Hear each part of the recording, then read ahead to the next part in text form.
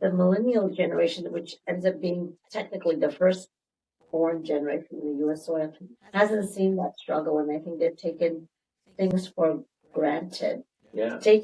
We took advantage of the opportunities.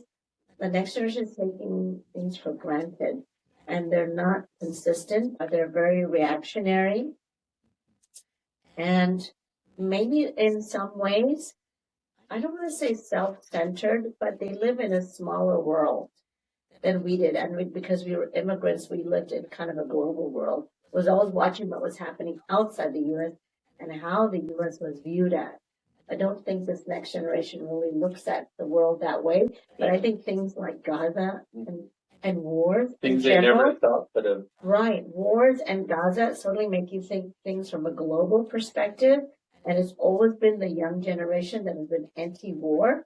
And so they're great with rallies, right? And they're great with protests. But I don't see them translating into political empowerment as much as when it happened in the 70s. I'm not seeing them get elected. The new generation should be electing more young people that are not able to capitalize on the things they're really good at, which is rallies and protests. And then you come up with great candidates who run for office, and they have this great team and infrastructure of getting out the votes right behind them. And that part is missing. It's like the old guard is still doing the get out the vote. And the young people are still at the rallies and protests. Yeah. They haven't transitioned into get out the vote and then preparing and nurturing amazing young candidates. Yeah, and I remember when we were a lot younger, we were in the first grade hall, I think is where we started interacting, right? You know, with Cub Scouts, right? And stuff. So we're at the first grade hall and we made our way to the high school, right? But that was a heavy lift back then, like raising small kids, being involved in politics, doing Boy Scouts, doing soccer, doing basketball, all those things. Do you think those things are still a big focus away from politics for that generation? I mean, I think for parents, it's an interesting opportunity. I think the parents now, I see more involved in school board issues than when I was. Mm-hmm. I don't remember. Yeah, it wasn't raising my kids like going. So some things have changed in terms of. But then we weren't confronted with the 10 Commandments or the Blue Bond curriculum.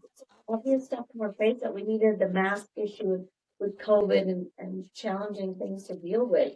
We really just wanted the best teacher, and like, why is my kid failing, and what kind of, remedial stuff can my kid get, and tutoring, and, when we were in school, we used to have the fast, medium, and slow track for classes so that kids could slow down and catch up and move up the track so that they can catch up with the rest of the class, realizing. And I went through that. Like, math was always as a challenge for me.